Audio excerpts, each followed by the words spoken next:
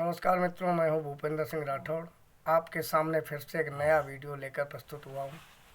आज के वीडियो का शीर्षक रहेगा मनसा पाप की सज़ा। मित्रों, ये जो मैं वीडियो बना रहा हूं, ये महाभारत की कथा है। आज की जो नई जनरेशन है, युवा जनरेशन है, इनको तो ये मालूम भी नहीं होगा कि मनसा पाप किसे कहते हैं। तो आज बात करते हैं मनसा पाप के ऊपर। महाभारत में पितामह भीष्म का नाम शायद कोई दुनिया में ऐसा हो जिसे ना मालूम हो। पितामह भीष्म के पिता का नाम था राजा शांतनु और माता का नाम था गंगा। राजा शांतनु और गंगा माँ की जब शादी हुई थी तो गंगा माँ ने एक शर्त रखी हुई थी कि जिस दिन राजन मुझे आप किसी कार्य में बाधित करोगे, रोकोगे, उसी दिन हम आपका साथ छोड़ देंगे।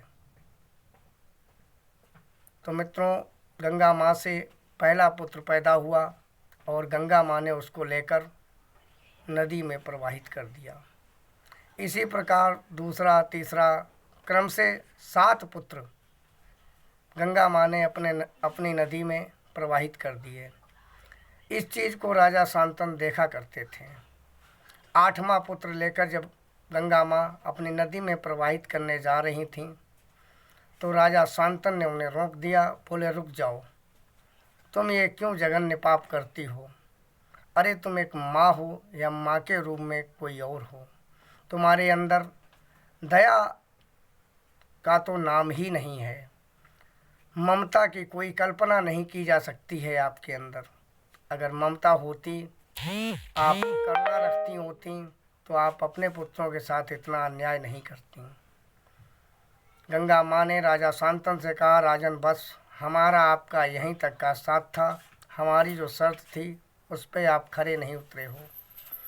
अभी हम आपके इस पुत्र को लेकर जा रही हैं, क्योंकि ये छोटा है, इसका पालन पोषण शिक्षा दीक्षा करूँगी।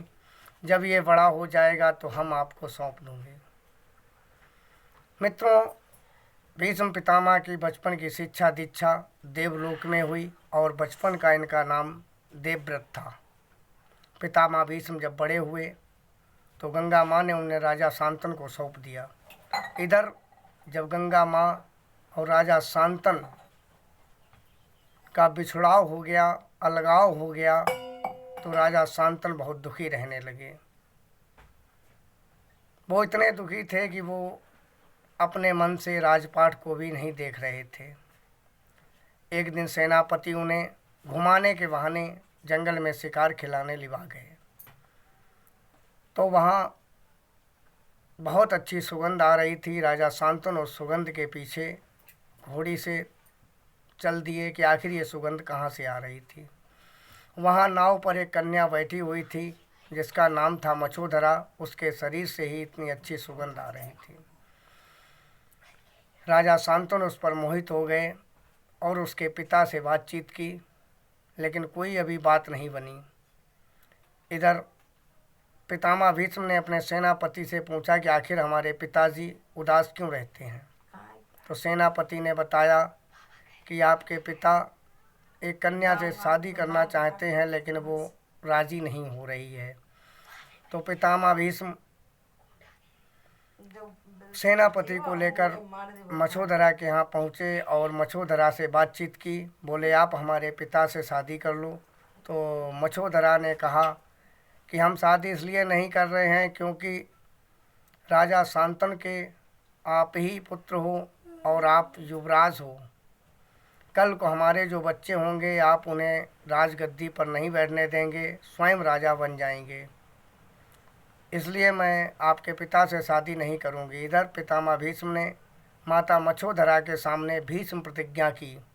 बोले कि मैं अपने सारी जीवन कभी विवाह नहीं करूंगा और जब तक इस धराधाम पे रहूंगा आजीवन हस्तिनापुर की रक्षा करूंगा। तो इस प्रकार पितामह भीष्म ने मछोधरा और अपने पिता राजा शांतनु का विवाह कराया। एक दिन की बात है मित्रों कि माता मछोधरा पितामह भीष्म को बुलाकर सत्संग चर्चा कर रही थीं। अक्सर उनका नियम था कि माता मछोधरा पितामह भीष्म को बुलाकर सत्संग सुना करती थीं। ये आए दिन चलता रहता था।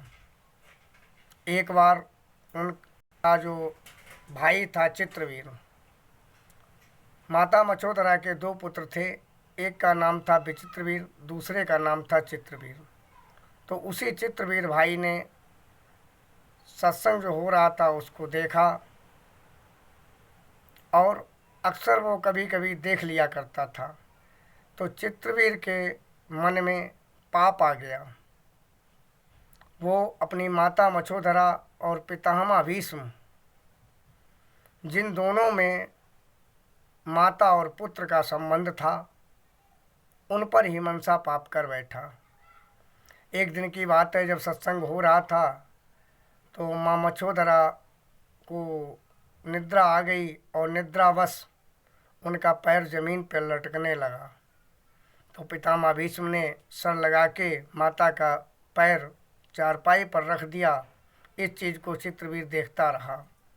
तो चित्रवीर ने दूसरे दिन पूछा कि भैया, जब माता का पैर ज़मीन पर लटक रहा था तो आप चाहते तो हाथ से उठाकर रख देते थे, आपने सर क्यों लगाया? तो पितामह भीष्म ने कहा कि भैया, माता सर्वत्र पूजनीय होती है, इसलिए माता का पैर मैंने अपने सर लगाकर ही उठा के रख दिया।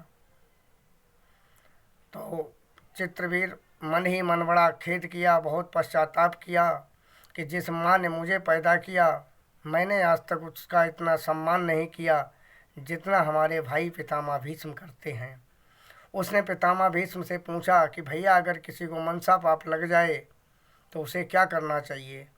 तो पितामह भीष्म ने कहा कि अगर वो राजा हो तो उसे अपने कोष से पैसा, वस्त्र, अन्न आदि लेकर काशी की ओर प्रस्थान करना चाहिए और जहाँ पर भी उसका वस्त्र आदि, अन्न आदि और धन आदि की समाप्ति हो जाए, वहीं पर उसे कहीं खोखला पीपल देखकर उसमें आत्मदाह कर लेना चाहिए। तो यही हुआ मित्रों कि चित्रवीर काशी की ओर चल दिया। उसके पास वस्त्र आदि, धन आदि, अन्न आदि सारी चीज़ें थीं और सबको, गरीब ब्राह्मणों, गरीब प्रजाजनों को दान करता हुआ काशी की तरफ प्रस्थान करने लगा। और जहाँ पर उसका वस्त्र, अन्न और धन आदि समाप्त हो गया, वहीं पर उसने खोखले पीपल में बैठकर आत्मदाह कर लिया। तो मित्रों, ये होती है मनसा पाप की सज़ा। लेकिन आज दुखद वर्तमान समय में शायद ही कोई ऐसा हो, नहीं तो हम ये बड़े ही विश्वास के साथ कहते हैं कि दिन प्रतिदिन लोग मनसा पाप ही कमाते हैं। किसी की सियानी या जवान बहन बेटी निकली तो लोग उसे गंदी नज़र से ही देखते हैं, बेवजह मनसा पाप कमा लेते हैं। मनसा पाप कमाने में हमारे युवा भाई ही नहीं, हमारी जो युवा बेटियां हैं, युवा बहनें हैं, वो भी कम नहीं हैं। ये बड़े ही शर्म की बात है। कायदा तो ये कहता है, अगर कोई बहन है तो उस बहन को जो भी युवा दिखाई दें उन्हें अपना भाई समझना चाहिए। अपने से उम्र में ज़्यादा बड़े लोगों को पिता और चाचा समान समझना चाहिए। इसी प्रकार जेंट्स को भी समझदार लड़कियों को अपनी बहन समझना चाहिए। ज़्यादा उम्र की हो तो उसे माँ, चाची, मौसी, बुआ ऐसे समझना चाहिए और सम्मान करना चाहिए। किसी पर भी मनसा पाप की नियत नहीं रखनी चाहिए, क्योंकि मनसा पाप की एक सज़ा राजा चित्रवीर ने काटी थी, जिसमें उन्हें आत्मदाह करना पड़ा था। आज के युवा तो हज़ारों मनसा पाप डेली लेते हैं, इनकी कौन सी दशा होगी। हम यही कहेंगे मित्रों कि आजकल शिक्षा चाहे कम हो, लेकिन संस्कार ज़्यादा होना चाहिए।